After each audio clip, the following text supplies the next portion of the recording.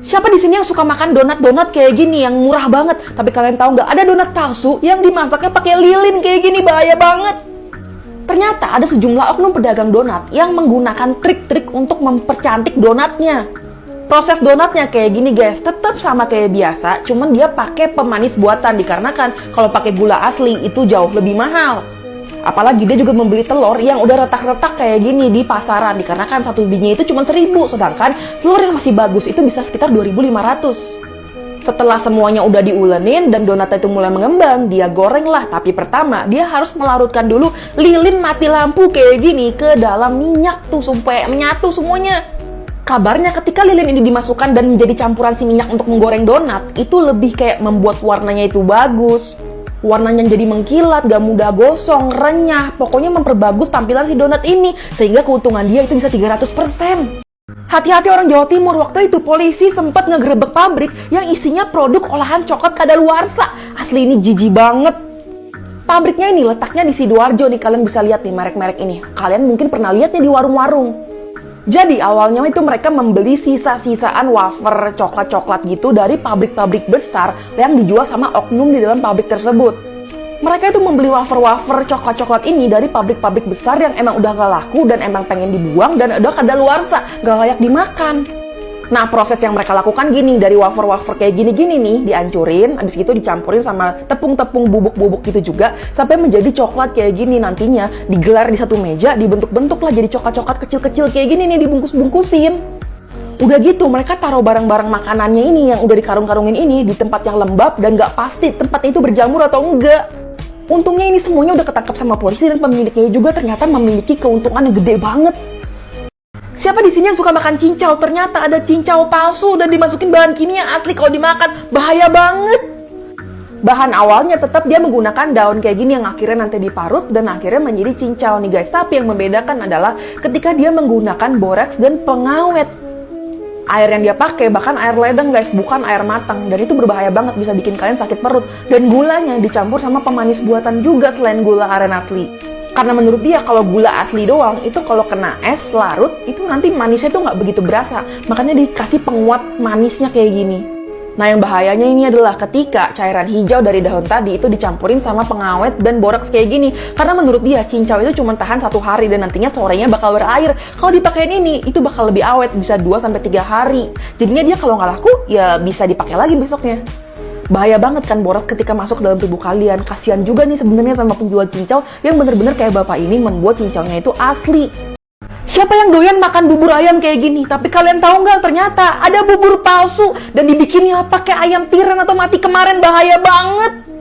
Proses si oknum penjual buburnya ini aja udah parah banget di awalnya. Dia pakai air kolam di depan rumahnya untuk nyuci berasnya, nyuci dandangnya.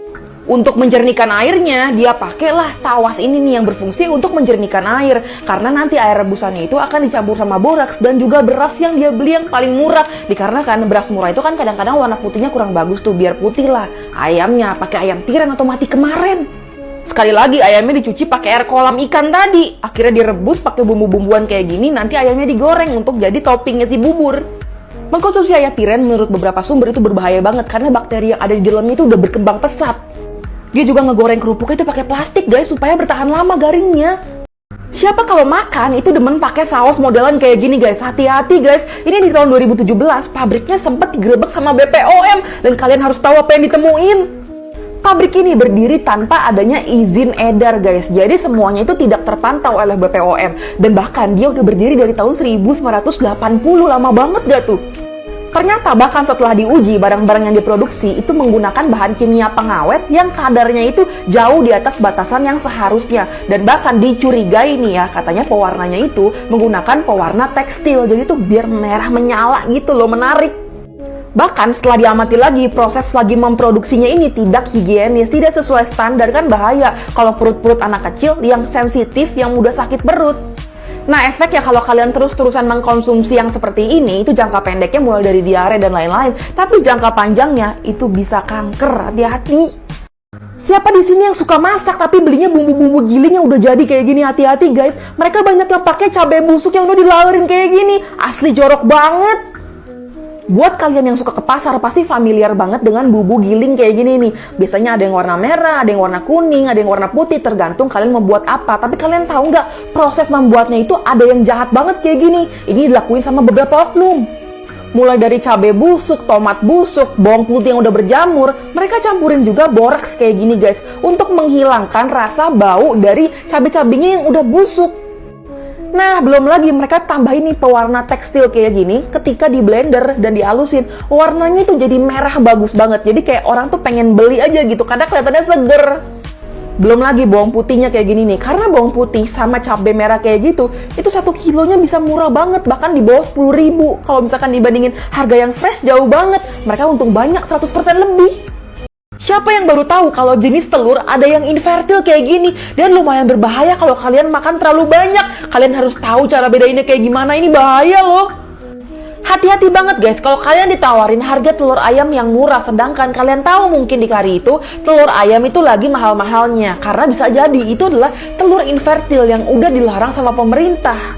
Kalian harus tahu ada telur yang namanya itu telur infertil yang biasanya diproduksi oleh perusahaan ayam broiler atau ayam pedaging. Disebut infertil dikarenakan si telur emang tidak menetas dan tidak untuk ditetaskan. Telur infertil ini sebenarnya kalau dikasih di suhu yang cocok itu bisa menjadi anak ayam, ditetaskan. Tapi kalau suhunya itu nggak bagus, itu bisa mati dan membusuk. Nah ini nih nggak boleh dikonsumsi. Sebelum dijual ini disemprotin dulu bahan-bahan kimia dan akhirnya masuk ke dalam tubuh manusia yang mengkonsumsinya. Yang pertama, telur infertil itu biasanya lebih pucat dibandingkan telur biasa. Cangkangnya juga berbeda, terasa lebih tipis, rapuh, dan ringan.